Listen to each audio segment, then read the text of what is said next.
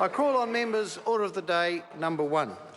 Environmental Protection Authority Protection of the Environment Amendment Bill. In second reading. Interrupted debate on second reading. Members, when the House was last debating this bill, Dennis O'Rourke had the call and has 4 minutes and 30 seconds remaining. I note. Where are you, Dennis? Mr. Speaker. I call Matt Ducey. Thank you very much, Mr. Speaker. Be rising to speak to the Environmental Protection Authority Protection of Environment Amendment Bill. Just acknowledging the member Meka Whaitiri, who's bringing this bill to the House in its second reading, Mr. Speaker. A bill that I won't be supporting. You'll have to bear with me. It's not often, I suppose, as a government MP that get to oppose a bill, so I'm going to have to brush up on my negativity and cynicism that the opposition does so well. So you'll have to bear with me. But when I look at this bill, Mr. Speaker, pretty much not much to it. Basically, it's about inserting the word protection for protecting the environment. But in the general policy statement, it does say, when the Act was passed, the stated objective of the Environmental Protection Authority contained an important oversight in that it did not actually require the protection of the environment as part of the authority's role. This bill corrects that defect, and I'll be arguing today in my call, Mr. Speaker, that there was no omission, there was no defect. Very much like a family saloon, when you actually pop the hood, that's when you see the detail and realise that it's got the grunt that you need to drive forward. Very much like the EPA authority, Mr. Speaker, and understanding when you look at things like statement of intent and the mission statement, it very much clearly states, if I read from the departmental report, the Ministry notes that the EPA's statement of intent 2014 to 18 includes the mission to protect people and environment. Protection is also present in the mission statement. We deliver robust, objective decisions and ensure compliance with rules to protect people and the environment. So there, Mr. Speaker, in the statement of the intent and the mission statement, there is the reference to protecting the environment. And I won't argue about the intent of this bill, Mr. Speaker, that of course we should be looking to protect in the environment. I mean, what I would argue is actually that it is intrinsic to being a New Zealander.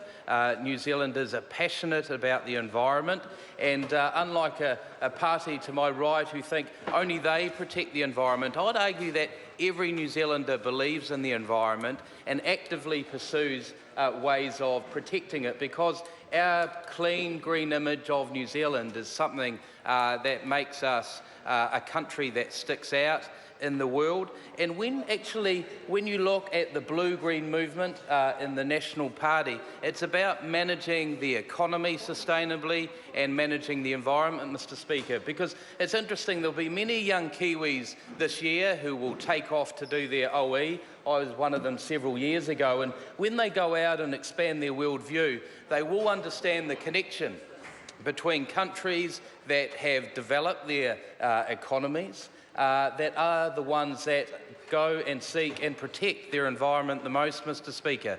A very strong link between open, vibrant economies and ones that protect their environment. And that's what we need to support. And what we do know, Mr. Speaker, that under this legislation, it was interesting, when we look at one of the submitters around this legislation, Mr. Speaker, from the Federated Farmers. I mean, they outlined how this bill would be in conflict with the Resource Management Act.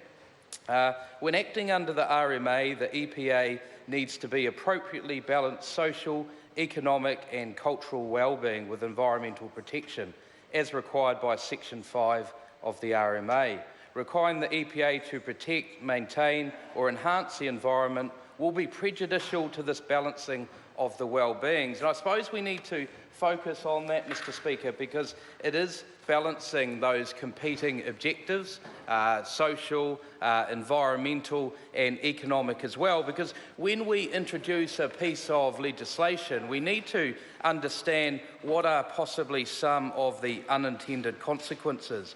And we know through some of those submissions And what we heard from the advisors, that this legislation, or this bill, if it was passed into legislation, would result in an increase in cost, an increase in time around decision making, as well as with the ambiguity of inserting the word protection, would increase the likelihood of litigation, Mr. Speaker. So we need to make sure that a bill is fit for purpose. And unfortunately, I don't agree that this bill is fit for purpose. But one thing which stuck out when we went through the Select Committee process, Mr. Speaker, because this bill did receive 206 submissions, which, granted, it's a fair amount, a range of views. But when you have a bill kind of this size, there's not much to it.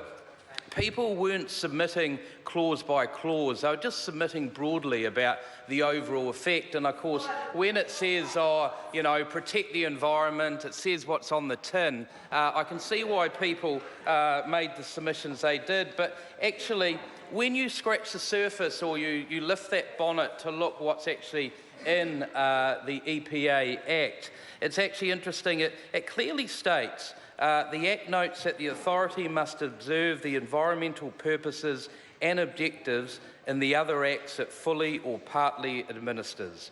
These acts are the Imports and Exports, Resource Management Act, Hazardous Substances and New Organisms Act, the Ozone Layer Protection Act, the Climate Change Response Act, the Exclusive Economic Zone and Continental Act, Mr. Speaker. So clearly, by looking at all those acts that the EPA already partly or fully administers, it does protect the environment already. So coming back to that claim that this bill unfortunately had no mission and wasn't correct by not putting the word in protect, I think we need to refute that, Mr. Speaker. It clearly states the environmental purposes and objectives set out in these acts make it clear that the authority must strive to protect the environment. So overall, Mr. Speaker, we clearly support the intent of this bill around protecting environment, but when we look at the detail and understand already in the EPA is set up through its mission statement, its statement of intent, the acts that it partially or fully administers, that it is there already to protect the environment, Mr. Speaker. And unfortunately, if this bill was to pass, all it's going to cause is an increase in costs to the EPA, to submitters, to the time it takes for consenting, and a lot of ambiguity in litigation, Mr. Speaker. And that's why I don't support this bill. Thank you. I call Julian